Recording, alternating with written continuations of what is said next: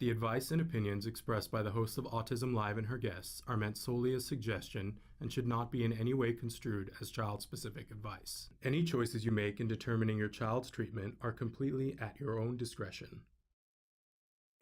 Dr. Doreen Granpeesheh is the Dr. Doreen is an expert in autism. Doreen Granpeesheh. Dr. Granpeesheh. Dr. Doreen Granpeesheh. Dr. Doreen Granpeesheh is a visionary in the field of autism. Now you can ask her questions on Ask Dr. Doreen.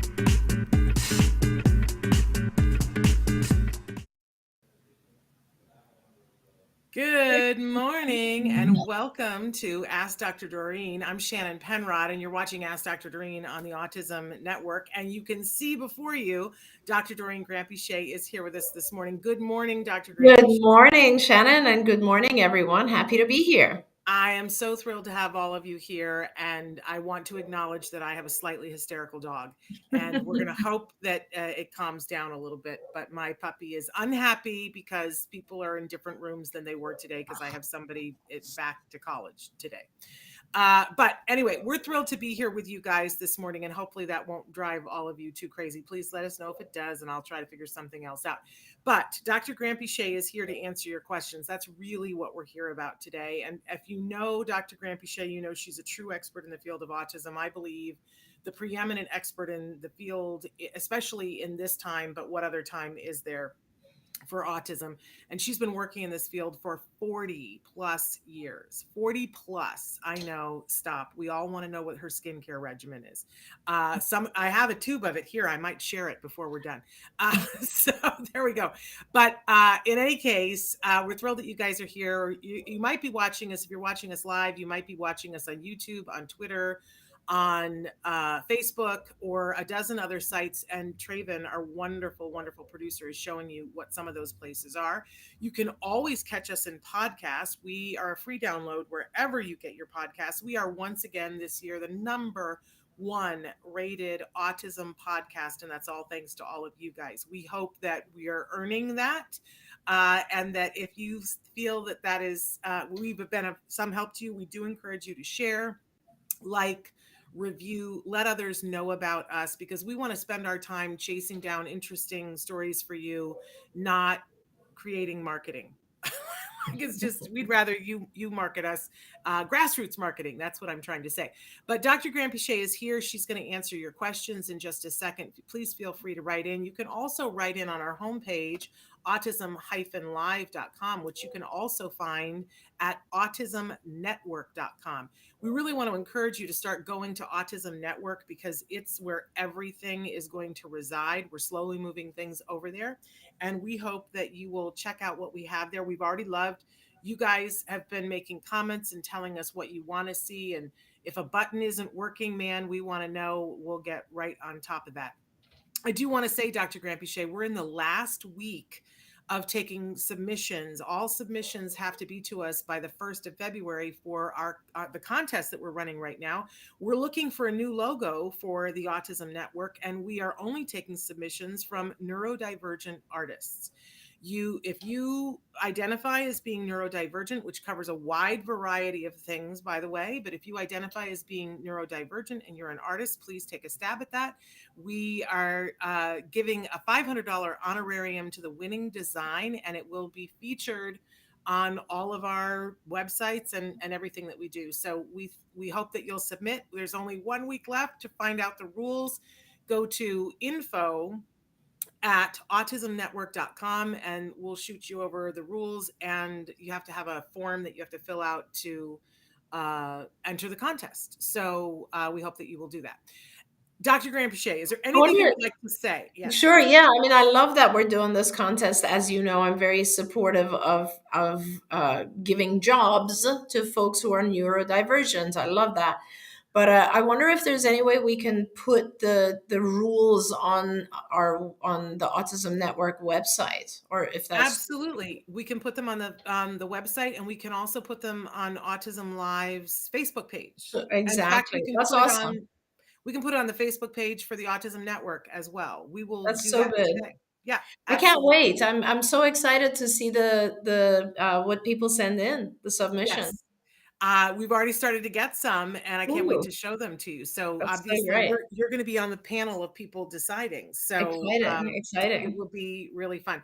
I already have a plan that I want to put them all on the wall so that we can all vote. And I told this to somebody, and they said, you're never going to take them down. And I said, you're probably very right. I'm going to live right on that wall. So we're excited about it. But that we only have a week left. It's not a big turnaround on this, but our plan is that we're going to announce the winner on February 14th during the live show here. So we hope that you guys will tune in to hear who that is. Lovely. We had a lot of questions that came in literally in the last 24 hours on our website, and people can pre-submit questions there. And I want to get to some of them.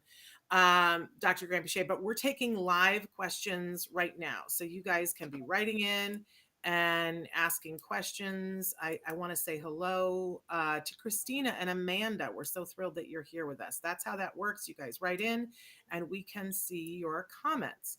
That's awesome. And Shannon, I don't know if you know, but I resumed now after the holidays, posting answers on video on TikTok and Instagram and all of those under Ask Dr. Doreen. So that's back up and running. Okay, can I tell you a very funny? Sure. I am one of those people who has a bit of what we call insomnia, and I'm guilty of scrolling on my phone, and I get something will happen, and how it is, you're looking at all your friends on Facebook, and then a video pops up, and you just Yeah. find yourself. And I love me some Oprah, and Oprah has this series that I guess she did all through the pandemic that's called the OG Chronicles. Mm. And so it's Oprah and Gail, and people ask them questions. So I was just watching OG Chronicle after OG Chronicle last night in bed, and then I came to one of those crazy videos where they just keep doing something forever, and you stay way too long because you want to see what happens. And Yes. this person had stuck a scrunchie that what do you call them in the bathtub that you scrub with? You know what I Oh, mean? right. They stuck it in their toilet, and then they started layering, and they just kept, they were making all these designs with different color soap and all of this stuff. And I know you're like, where is this going, Shannon?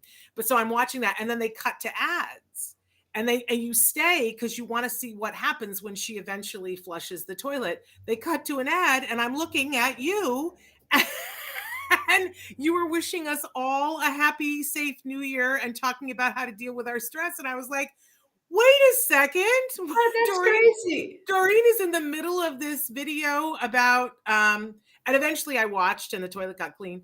And, but I got sidetracked because then I stopped and I clicked and listened to your whole message about for the new year and your tips for how to have a better stress-free new year, which I loved. I absolutely loved. I so appreciated it. So I'm just telling That's people, so funny. I didn't even know that happens, but that's great. I didn't know that happens either, because I was like, Doreen's in the middle of my video. I was like, Dr. Granpeesheh. So anyway, I just thought it was super duper fun. And so don't be surprised, you guys, if Dr. Doreen pops up somewhere while you're scrolling, and she's much more interesting than the toilet cleaning. And honestly, I love Oprah, but I sort of would love to see you ask Oprah and Gail questions, or them ask you questions. Wouldn't that be fun? That would be fun. But can I be invited to make the coffee? I just let's put some wishes into the universe and see what happens. Oprah, Gail. Years ago, I had a dream that Oprah and Gail were my best friends, and that I had a pizza party with them. Amazing. And I woke up. I woke up and I was like, "Well, how do we make that happen?" I'm sure every woman in America has had the same dream. We all want to have a pizza party with Oprah. And I had made. I know that she likes popcorn with hot sauce, and so I had made some popcorn with hot sauce. Waiting for for her. that. That's So awesome. I have it all ready. Anyway, I digress. In any case, watch Dr. Doreen so it's Ask Dr. Doreen on TikTok and check that out. Okay, so let's launch into some questions here. Last night, somebody wrote in and said, sorry if this is personal, haha, but as I've come to accept my autism, I've also come to conclude that my bowel issues are most likely related to it. Is there a reason why autistic people have issues with their digestion? Is it solely because of our at times picky diets, or is it just a thing that happens? And here we go. That's a great question, and thank you so much. And I will try to not spend the next entire hour talking about it because it's a big issue in our society and very much so for individuals on the spectrum, but in general for all of us. And no, it doesn't have to do with being picky. In fact, I think being picky is sort of a result of it. But let me kind of talk about what it is. So, to begin with, the reason that bowel issues or gastrointestinal inflammation, which is really, so your bowels, your intestines are swollen, seems to be more prevalent with individuals who are autistic. The reason is that basically there's a genetic component of autism that has to do with redox. Redox means getting rid of toxins, our body's ability to detoxify itself. And from everything that we have learned, it seems that people who are autistic have this is a congenital condition. It's you're born with this ability to redox slower than everyone else. So your redox cycle is slightly too slow for the amount of toxins that are in our environment. So, and I always want to kind of just put this on a continuum and make it very real. So the example that I give is, two people can have a drink, like the same drink. Two people can have a glass of wine. This is actually very, this is so true. Like me and my husband, for example, we can each have a glass of wine. For him, it's absolutely nothing. It's as if he's had water. And that's because he's younger than I am, and also because he's an athlete, and also because he's has extremely high redox. So he detoxifies from things very, very rapidly. Whereas for me, my redox cycle is slower. So one glass of alcohol is about all I can handle, right? And then I'm just like, and I have a hangover the next day, and it just doesn't do well for me. So a lot of people have, so our redox cycles are a whole kind of curve, right? Some of us are really good or just are born with the ability to detoxify, others are not. And we fall on this continuum. Unfortunately, people with autism tend to be on the lower side of the continuum, so they have a harder time detoxifying. Now, this would be years and years and years ago. So we're talking like 40 years ago, let's say. The level of toxicity in our environment was so low that even people with the lowest redox cycle were not highly affected by it. But toxicity in our environment over the last 40 years has just gradually increased. And now it's gotten to the point where not only does it affect people who have a lower redox cycle, it's affecting all of us. Even people who have a pretty high redox cycle are affected by it. And when I talk about toxicity, I'm talking about all the things in our environment that our body has to work to detoxify from. So this would include, plastic. When we use plastic, and for those of you who are a little older, you remember that, 40, 50 years ago, we didn't have plastic. We had glass. Everything was in glass. In fact, that's kind of why when plastic came out, people were so excited about it. They had Tupperware parties. It was like, what is this cool item? Little did we know that years later it would cause massive amounts of toxicity for the whole world. That's one. And so our water source is also affected. That's a whole different, I can go into and talk a lot about how our water sources and our food source became toxic. A lot of it has to do with pesticides that were used just a few years ago, probably more like 20 years ago. And these pesticides, of course, later the bigger companies that produced these pesticides were sued And they changed the formulas a little bit, but not all that much. And to be honest, all of our soil, all of our water has already been contaminated with pesticides, and it will take a long, long time to reverse that. So, yes, we are ingesting a lot of toxins. It's really funny, Shannon, because I'm today on the 11th day of doing the Whole 30 diet. I don't know if you know Whole 30. A little. Whole 30 is basically you do not eat anything that is coming out of a box, right? So everything you eat has to be a whole food that is basically organic. So it's like, just meats, vegetables, and and fruit, and that's it. Like, and nuts you're allowed, except for peanuts. But you are not allowed any sugar. You are not allowed anything that is fake, right? So like anything that has some sort of preservative, let's say. Obviously, no alcohol and no grains. So no pastas and all that. And I cannot even tell you what a difference it has made in my GI system and my gastrointestinal system, and then how I feel. Like my energy level is definitely higher. But more importantly, I was also one of those people struggling with irritable bowel and bloating, inflammation after pretty much everything I ate at this point.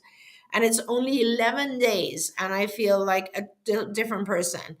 And so I think it definitely is a big issue. Our food source is no question about it. Probably one of the most important things to get your hands on when you have a child with autism is the diet.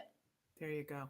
Well, and that sort of answers one of the next questions that Ushlad had written in and said, hello, I have a question. How important is organic food for our kids?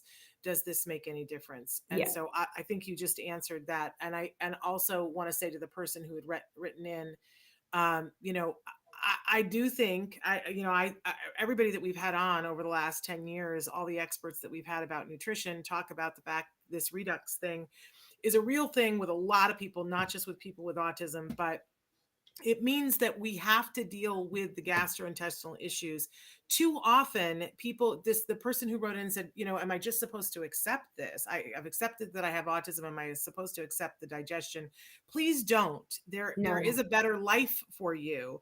I love that in Western culture, they say happy gut, happy life. Here in Eastern culture, we say happy wife, happy life. But Yeah. the truth is, if your gut isn't happy, it's very hard to learn. It's very hard to be joyous. It's very hard to be grateful. That's right. When your gut isn't happy. So please, take a look at that. And I'm a big Seriously, fan. Yeah, I'm a big fan of the organic thing. When our family went largely organic, it made a huge difference for my son and his ability to focus, and it made a huge difference for me. So, and I now, when I eat things that are not organic, boy, I feel it. So, Yeah, and be careful, because there's a lot of, people will call things organic when they're not. And there are, you also have to kind of be careful, because organic basically says they're not using chemical pesticides, but you also need to kind of worry about the soil that they're using and the water and so on. Yeah, I think it's important to know your farmers, and to be a localvore. I know people that take this to an extreme that I can't, but I know people who saw this with their kids and said, "Okay, I'm going to go and I'm going to pay a farmer to butcher an animal for me once a year, and we're going to pack the freezer, and that's where all of our meat is going to come from." I don't go to that extreme, but we belong to a CSA that delivers grocery direct from the farm every week. That's nice. And I grow, I don't know if you were part of the Great Bean Festival of 2020, Dr. Granpeesheh, but I grew these purple beans in my front yard that were insanity. And now I have snow peas planted. So in about a month, there will be bushels of snow peas. I'll bring them on the air for everybody. Nice. And easy enough to grow. So I know you're getting ready to plant at your house. I am. I'm trying to actually find someone who can help me set up a real good farm, because, I've got somebody for you. Oh, great. Okay, so yeah, fantastic. And if anybody wants to know, I've got the best place for seeds. It's Baker Heirloom Seeds. They sell all organic heirloom seeds, and I'm telling you, these things, you put it in the ground and it grows. It's Amazing. crazy. Amazing. And it's on fleek, as the kids used to say. Okay, I got to get to some of these questions here. Super important. Somebody wrote in last night that they just started dating someone about 2 Mhm. weeks ago. Before Yeah. we had even kissed, I told him that I don't like light touches, especially on my face.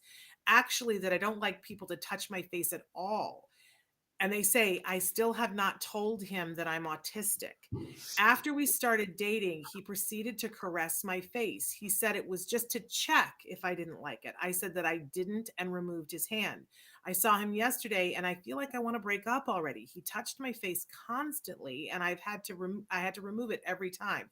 And every time he said that he forgot. Not only that, he loves to touch me all the time. I can't stand it. I don't feel comfortable. And sometimes I don't feel safe. And they are revealing that it's a gay relationship. The thing is that I like him. Sometimes I feel like I'm the one that's wrong because that's been a problem in every relationship that I've had. Any advice, Dr. Granpeesheh? And first of all, I want to thank this person for writing in. We're going to be talking more and more about dating and relationships on the show. And so thank you for kicking that off for us and I for love being it. I love brave it. to I share. love it. Yeah. Absolutely. And just love that question. Thank you very much for sharing. So first of all, good for you for being clear with or telling him that you don't like light touches on your face. Good for you. Like I think that is the beginning of a good relationship is good communication. So I think you did a good job there. I don't think, you know, we all go into relationships and we learn. So nothing is perfect. It's always going to be both sides giving what they can and both sides being flexible enough to pay attention to the other side and see if they can change themselves a little bit to fit the relationship better. So it's a work in progress. Relationships don't just click from the get-go, right? You kind of have to work on them. So don't think that this is a bad thing and don't put on yourself the label that I think it's something about me because I've had this issue with other relationships. Let's just work on this relationship and see what we can do to maybe it'll work. But what has to happen, because I don't, if you had told him you don't like light touches on your face and he specifically touched your face lightly to test you, I don't know that that's a very kind thing to do. I'm not sure that's okay.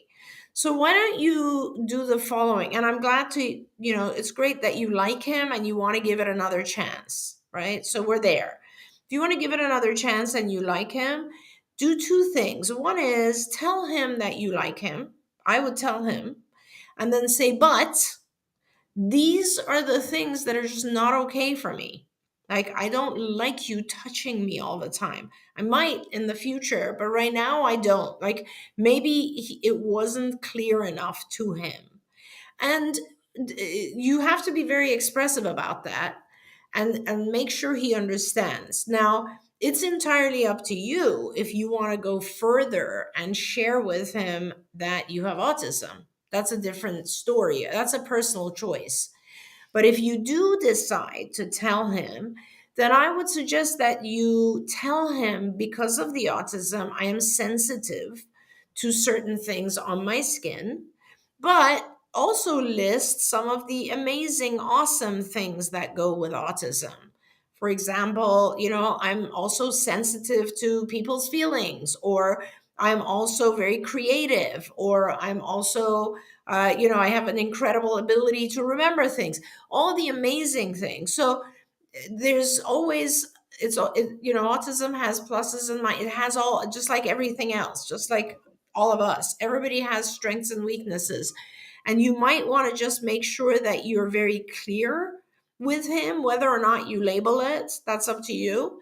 But just be very clear and make sure that he knows that you're not just telling him what not to do, but you're also telling him, listen, I do like you. So I'd like to spend more time, but it has to be under these conditions.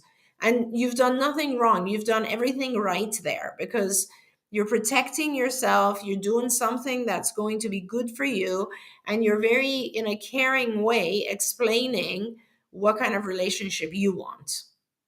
And I think that's always very essential. Such great advice, Dr. Granpeesheh. I have dogs barking all over the house now. I apologize to everyone, but I do want to say that one of the things that I learned in autism, because I'm not good at boundaries. I don't think, as loving and fabulous as my parents were, I don't think that they were taught boundaries. So I don't think that they knew how to teach me boundaries. I can't speak for anybody else. Right. But it wasn't until my son was in his ABA program and they were teaching him boundaries and levels of friendship, and it was just fascinating to watch how they were teaching someone this. And people say all the time, well, ABA, it just turns people into yes people, and then they're fodder to be taken advantage of. And I found it exactly the opposite. Can I just say, I found that ABA taught my son how to tell people no, and when to tell people no, and that it was up to him. And I have always, that's one of the many things that I cherished about it.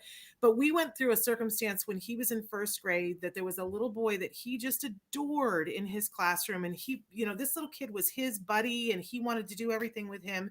And the kid was mean to him. And I don't mean just mean. The kid had problems, and they would go out on the playground, and more than once they found him taking the little cords in my son's hood and trying to strangle my child with them. And fortunately, my son had an aide on the playground, and so he didn't choke him. But I mean, it happened more than once, and they took the kid aside. But they also, our team of ABA people also talked to Jem about it, well, why is he doing that? And what do you say when he does that? And then Jem said to him, stop, you're hurting me. I don't like what you're doing. Stop. And that his friend kept doing that. And what the ABA therapist taught him, and I was there in the room, and it was such a, one of those light bulb moments for me. What they said is, they'd already taught him levels of friendship, and that you can have people that you trust and people that are just acquaintances and so on and so forth. And they said, when you tell a friend that to stop, that they're hurting you and they don't, then they are not a close friend. Right. Right. And I was like, oh my gosh, I was an adult. You know those memes where they say I was this many days old when I learned this? I was that many days old. I was an adult, and I was like, oh, I didn't realize that you can say to somebody, please stop, that's hurting me.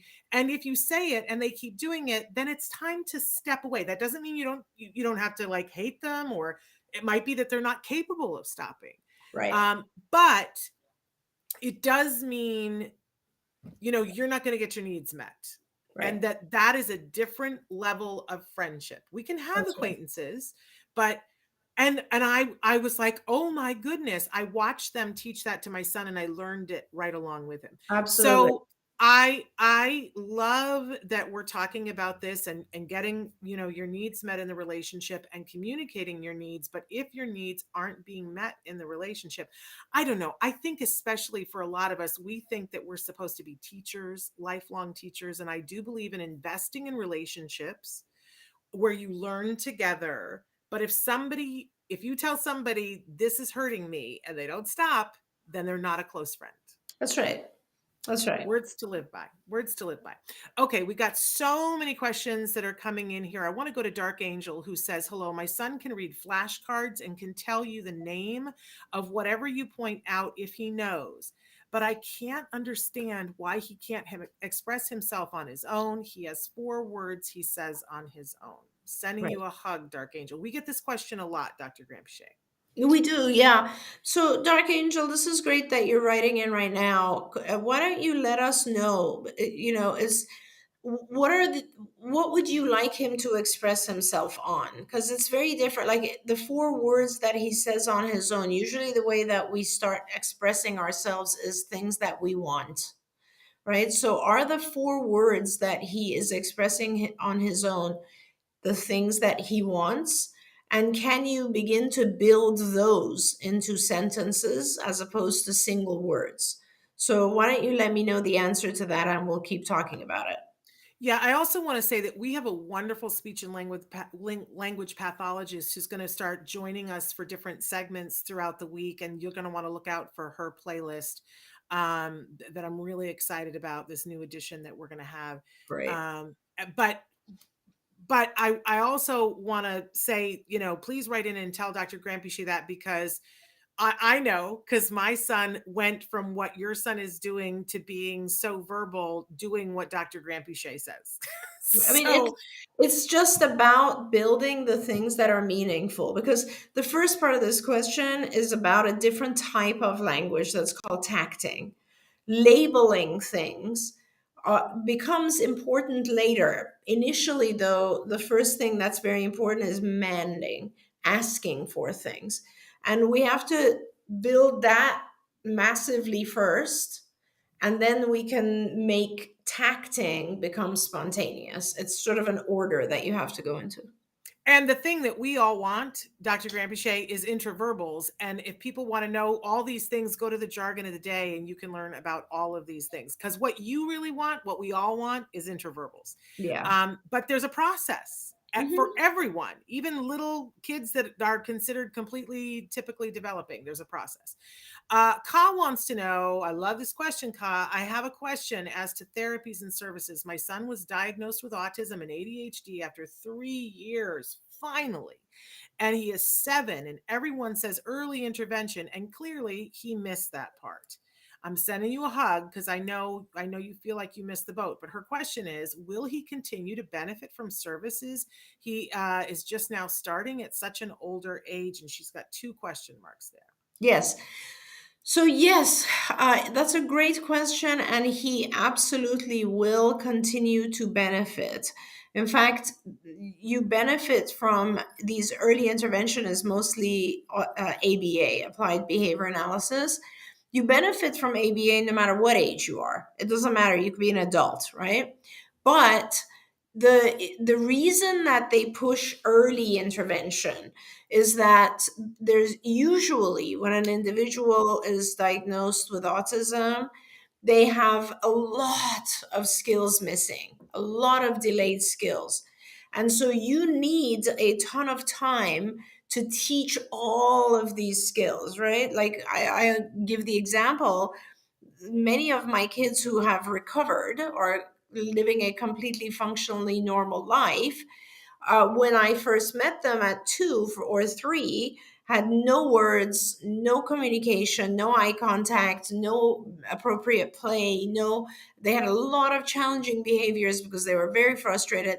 So we had to spend, 3, 4, 5 years of intensive work teaching them all the things they needed, so that by the time they became, let's say, 7 or so, they could actually integrate and function with other kids at school and kind of the normal life, things that are on us in normal life, environmental factors. But when you're starting at 7, it makes me think that your child must be very high functioning to begin with, that it took so long to get a diagnosis. So that means you have fewer things to teach, right? So maybe your child is 7, but in terms of their social behavior or their language behavior, maybe they're at the level of, let's say, a 5-year-old, right? That being said, yes, you definitely can. You still need to do a lot of work for the next couple of years, which is just how it is. ABA is a lot of work. But you have a very good chance of teaching him everything he needs to learn in order to function independently with his peers. I do suggest one of the ways to speed things up is to make sure the ADHD doesn't get in the way. I do personally, I recommend for kids who are, ADHD has 2 types, right? It has the inattentive type and the hyperactive type. And if your child has the inattentive type, that's very similar to autism. You can just work on it through ABA. If your child has the hyperactive type, that is the child who can barely sit down for a minute. And that I do recommend talking to a physician who specializes in ADHD, because there are medications that will help slow the child down a little bit so that they are more able to learn. And that's just a matter, it's a time game. So you want to make sure your child is learning as much as they possibly can with every single hour of ABA you do, and that will help you, be done with the whole thing sooner. So making sure your child is healthy, sleeping well, if they have hyperactivity, that's under control. If they have other issues, those types of things are stabilized so that they can really benefit from the ABA. That's important. And she has written in what I feared, Dr. Granpeesheh. I know that experts like you, when you look at it and go, a child just got diagnosed at 7, then it must be that they have a lot of skills, because it would be unconscionable to think that someone could be so, the people around this child, not the parent, because the parents are trying always, but that they're not diagnosing. And but it happens every day of the week, and this is what they have said, that he is not high functioning at all. A limited speech and behaviors. He's in an autistic classroom, which is why I'm so upset that they dragged their feet with this diagnosis. She said his ADHD is severe and most definitely in his way. And she says, I've started the journey to get him medication because he cannot sit still at all. Good.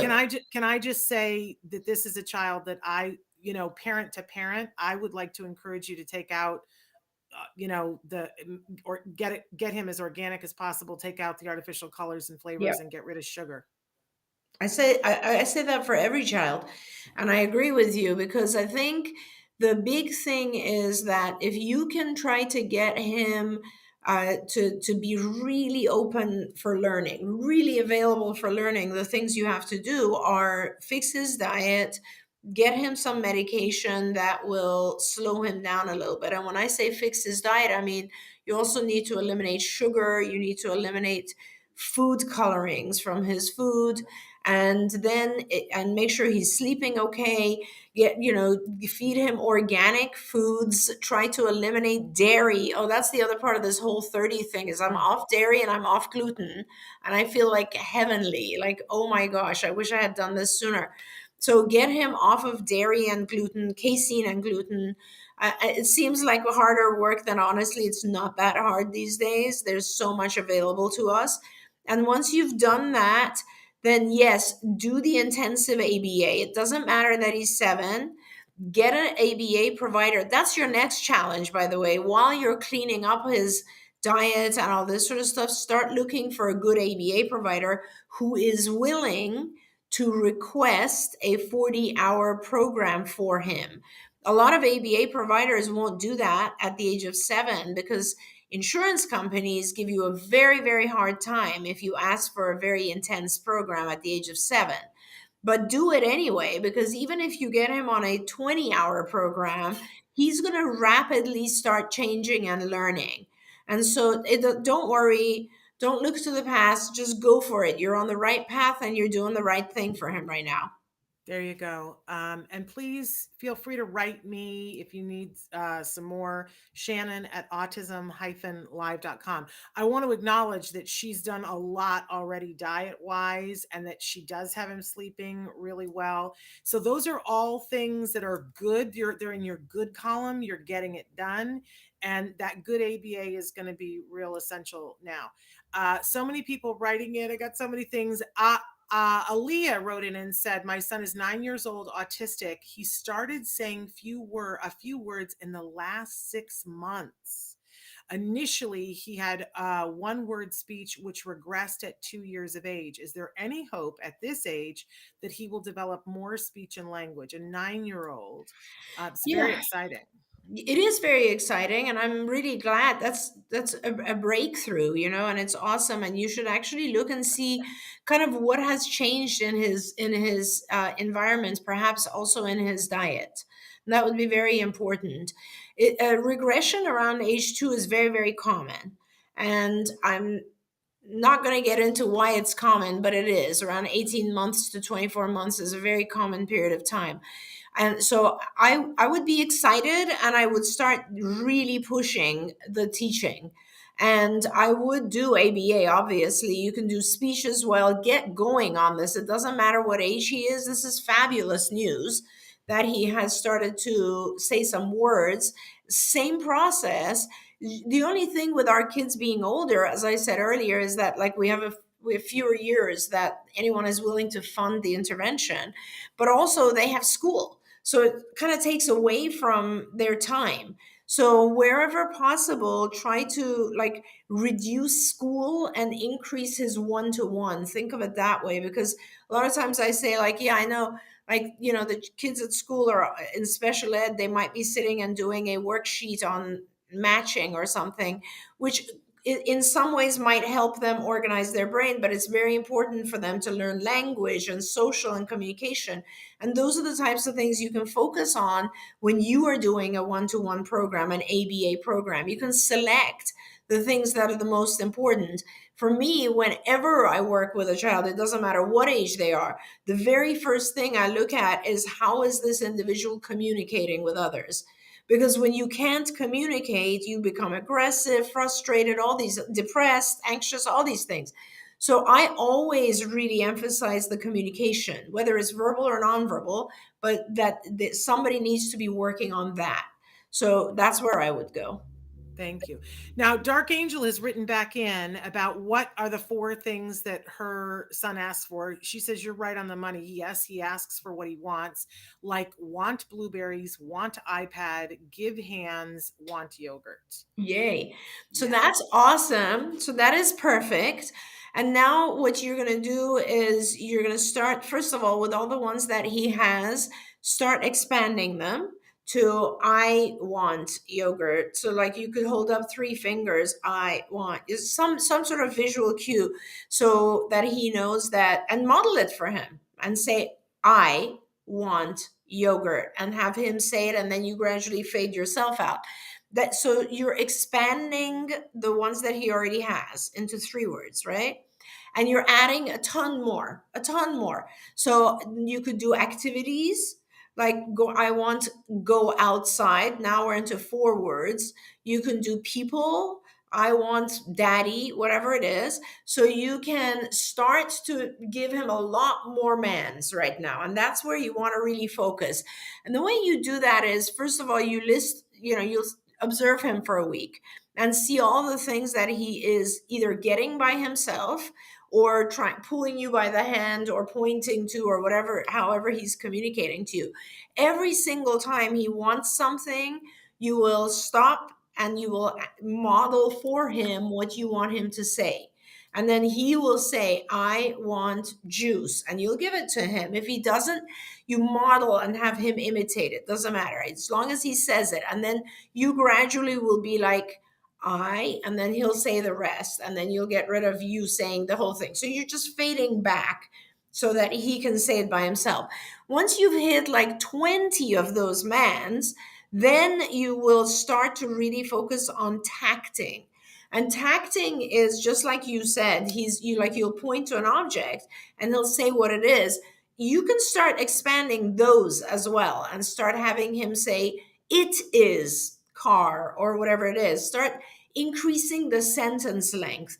Because once our kids understand that in general, it's not just one word, it's like more descriptive, then their whole concept of language changes, and they realize that they can have longer sentences. So for right now, just expand the mans, increase them, expand the length of the tacts. Then as you keep doing that, come back and let us know, and then we'll start you on intraverbals relatively soon. It's so, as you were describing all of this, of course, my mind goes right back to the living room when Peter Farrig was sitting there and teaching this with my son. And I just want to say to parents, when he was doing this with my son, I sat there and was filled with angst, and I was like, oh my gosh, like, is this going to work? I just don't know. Yeah. And now that I know the end of the story, at the time, I was like, oh, on tenterhooks. But now that I know the end of the story, it is such a happy memory now. It's funny how the mind works, because I can totally sit there picturing he had a paper plate with, it was one of the only things that we did with food, but my son loved hot dogs. And so we had a paper plate that I had cut up in little pieces of hot dogs, and Peter sat there with him. And first they taught him dog. And every time he would say dog, they would give him a little piece of hot dog and he would chew on it. And then they taught him want dog. And then it was, I want dog. I want more dog. I want more hot dog. I want more hot dog, please.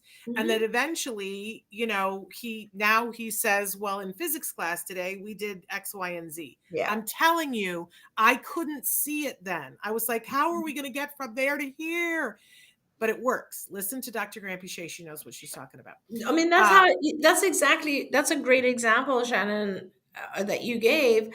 And also, like, remember, even with the things you ask for, right? Like, you might say, I want juice, and I give you apple juice, and that's not what you wanted at all. You wanted cranberry juice. So everything becomes more defined and more detailed, and that's how language expands. It's once you start to see it work, you will get excited too. You will be like me and you'll be like, this is the best thing. Okay, so Missy wrote in and said, hi, Dr. Doreen. My son has recently been telling me that he's unable to focus at all, especially in school. Are there ABA techniques to help with this? He's 11. This happened more since he has had many changes at school. His BI was changed, and also his therapist, right after coming back from Christmas, he keeps hitting his head and saying he is stupid. He is frustrated with himself. I wanted to make sure we got to that one. Okay, so this is happening in school. You need to immediately get the school involved, first of all, because any kind of change that occurs in school, that it needs to kind of be written into his IEP. They need to realize that they have some level of responsibility towards helping you at this point, Missy. So I would really call for an IEP. I would call for an IEP and I would say, listen, I know this new BI might be okay or whatever, but you guys have changed. And I assume you're talking about a behavior intervention plan has changed, and we got to do something because right now he is having a really hard time. Maybe it's his therapist. Maybe you need to provide further training for this individual, whatever it is. You guys changed something over the holidays and things are not doing so well. Now, I do want to point out that possibly, and I don't know where you are or when school started, a lot of times when our kids have a break and they go back, obviously it's a hard transition going back. So make sure the transition phase has changed. And if it has changed, and I love that he himself has come to you and said, I'm having a hard time focusing. Find out about other things too. Like, for instance, has his location in the classroom changed? A lot of times, like if our kids are next to, you'd be surprised. I mean, I've had children losing focus because now they're sitting closer to the vent and the sound of the vent is so high for them that they are distracted. Or now they're sitting next to a window and they can look out the window, whereas before they couldn't. Or now there's another student sitting next to them who smells a particular way. I mean, find out what has changed, because that is super important.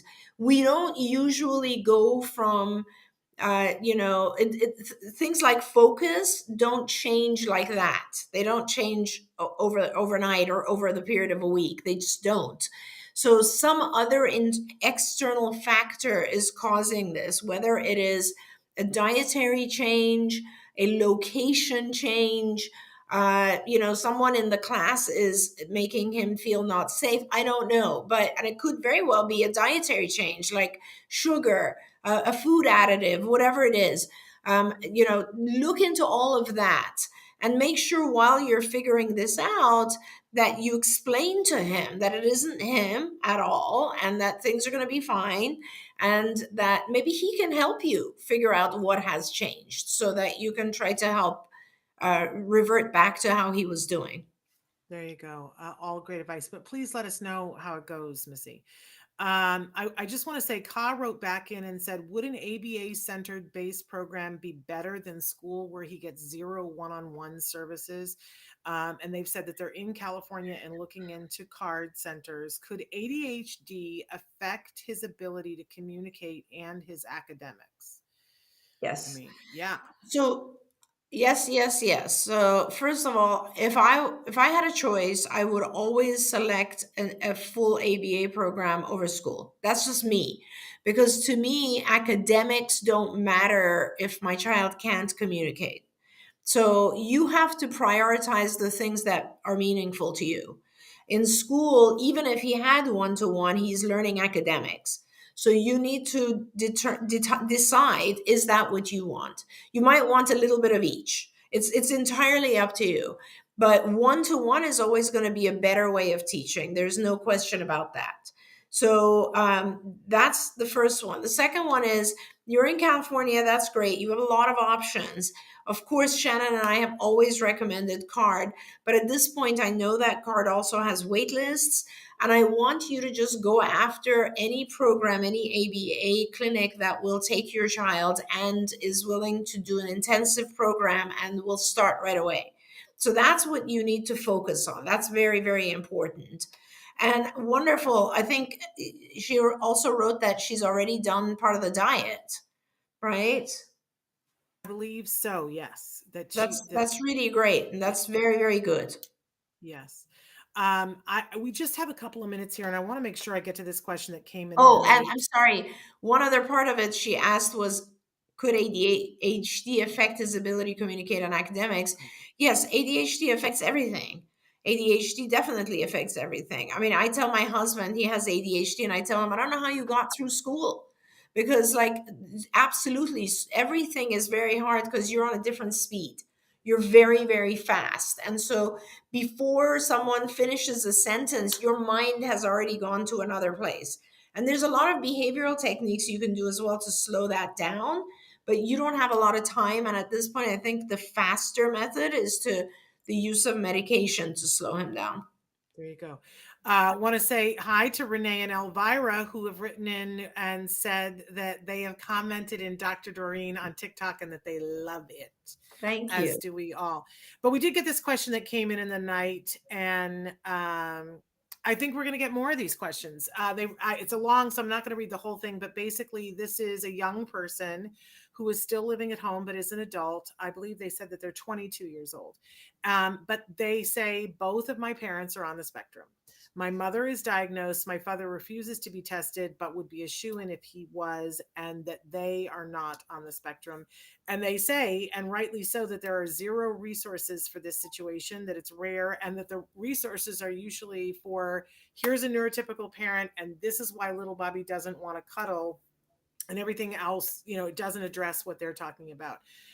The point of their question is that they want very much to connect with their parents, and they're having a hard time. They're still living at home. I sent it to you earlier, and I don't know if you had a chance to read through it, Dr. Granpeesheh, but they described several different circumstances that were traumatic for them when they were a child, because the parents are not able to take perspective. They are not very physically nurturing. Like, sometimes she would like a hug. It's not in the mix. But at this point, she would just like to connect, and feels like what she does is goes to work, goes to school, and then is in her bedroom and doesn't have a way to connect with her parents. I will note that they said that they like to do the Harry Potter thing in their room. And so I'm sending them a big hug. My family has a very strong Harry Potter connection, as Dr. Granpeesheh knows. So I'd love to hear from you personally, Shannon at autism-live.com.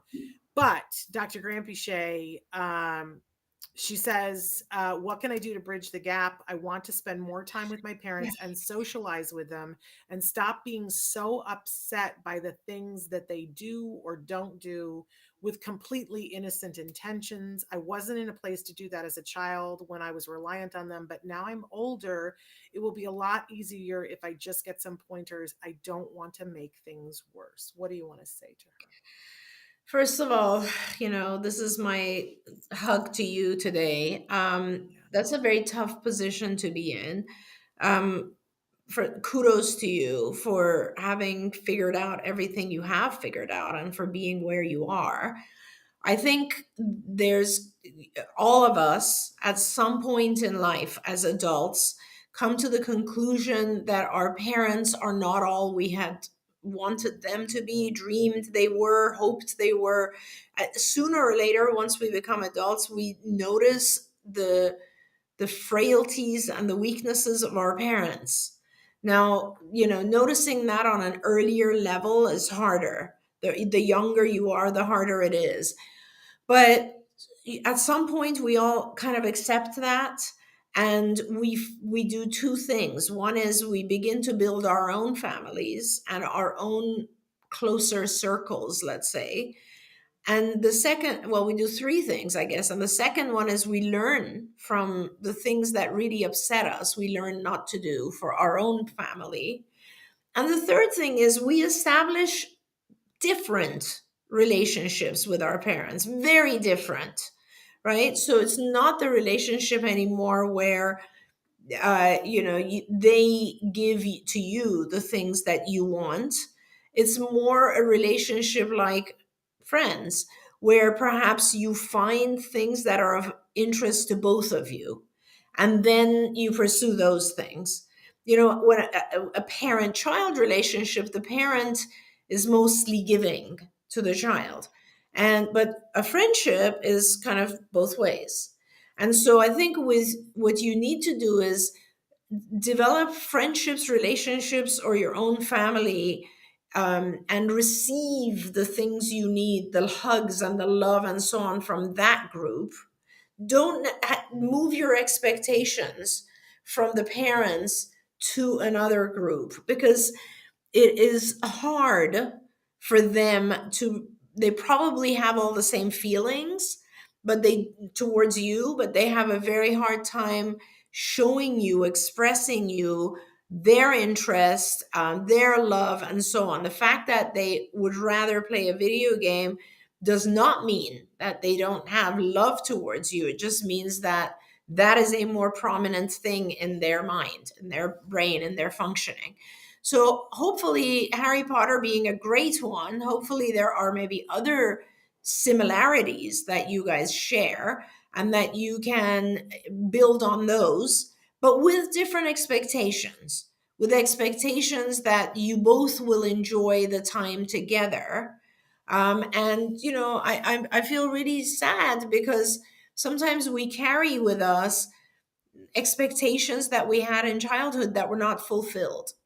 And it sounds like maybe there's some of that here. And if there is, my biggest recommendation to you is to find another source that will help you relieve those feelings and to experience the closeness and contact and love and hugs and all the things that are important to you in that new entity. Yeah. I have a friend who has an expression that she uses all the time. She says, "Don't go to the hardware store looking for spaghetti and milk." Yeah. And Yeah. it's so hard because It's very hard. there are people that you want something from, and you keep going to the hardware store expecting that they're going to give you spaghetti and milk at some time. Absolutely right. But you can make the choice to go, oh, that's a hardware store, so I'm only going to go there for hammers and nails. And when I need spaghetti and milk, I'm going to go to the grocery store. Right. And find yourself a grocery store where it serves up what it is that you need. It doesn't mean that you never go to the hardware store, but you go to the hardware store for the things that a hardware store has. And you kind of compartmentalize. It's hard. Totally. But I'm sending you a hug because what a remarkable child that you're still willing. At 22, a lot of people go, I'm done. I didn't get what you wanted, what you gave me. So I'm out. But I love that you're still wanting to find a way to connect. That's a really remarkable thing. We're out of time. So Poker King, I can't even get to what you said, but I do want to say to people, if you haven't had a chance on Amazon to watch As We See It, it's the new series on Amazon from Jason Katims. I do want to say with love to my autism nation that I'm hearing from a lot of people in the autism world that are saying, I watched the first episode. I'm not sure this is the series we thought it was going to be. I want you to trust Jason Katims. Keep watching, get yourself to the third episode. All the things that you want, you can trust him. They're all there. It's a lovely series. Make sure that you watch it. It's not to be missed. So Dr. Granpeesheh, I want to thank you so much for being here and for Pleasure, sharing always. with us. We just love and adore you. Please check her out on Ask Dr. Doreen at Ask Dr. Doreen at TikTok. You can be tuning in all week long to ask her questions. Yeah, if we don't get a chance to answer your questions here, I'm happy to do so there. There you go. And we're going to be back tomorrow. Tomorrow on the show, we've got two gentlemen from Spectrum Laboratories who are going to be joining us, talking about some new projects that they're working on. We're really excited about that. And then on Thursday with Let's Talk Autism with Shannon and Nancy, we've got an amazing mom, Marcia Easley, who's going to be joining us to tell us her autism family portrait. But we also, Dr. Granpeesheh, we have a young gentleman on the spectrum who's going to be joining us, who's an Elvis impersonator. Oh my God, that's tomorrow. I gotta tune in. We got it. So that'll be on Thursday. We can't wait to have an opportunity to meet with him. We got lots of exciting shows coming up. So make sure that you subscribe, tune in, go to Autism Network, like, share, do all of those things. We'll see you guys tomorrow. Until then, give your kiddos a hug from me and one for you too. Bye-bye for now. Bye, everyone.